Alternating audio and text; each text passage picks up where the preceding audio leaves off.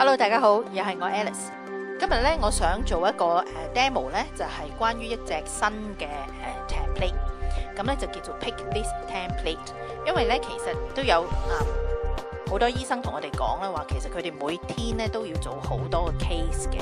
咁但係其實呢啲 case 咧有好多相同嘅地方嘅。嗱，for example 咧就好似喺 outpatient 咁樣啦，每日睇好多嘅症嘅。咁但係其實可能有一半或以上咧都係感冒喎。咁感冒其實咧就係有一啲嘅幾 standard 嘅症狀咧係要寫落去個CMS 嗰度嘅。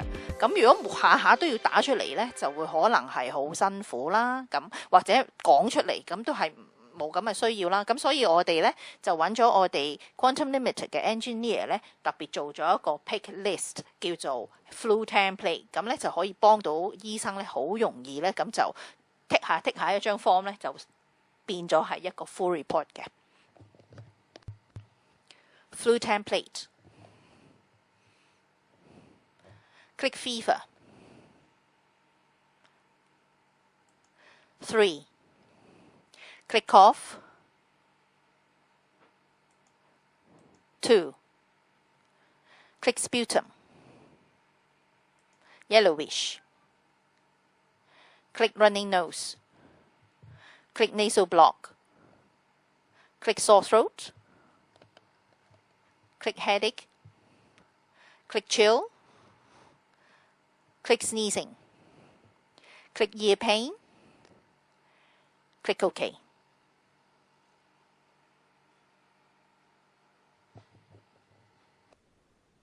嗱，咁樣咧就好快咧，可以咧將呢啲字咧直接咧就係貼咗落去嘅CMS 嗰個病人嘅 report 嗰度。咁呢一種方法咧，就相信係能夠幫到一啲嘅醫生，佢每日要做好多差唔多嘅 case。咁呢個咧就叫 Pick List Template，希望可以幫到你。多謝。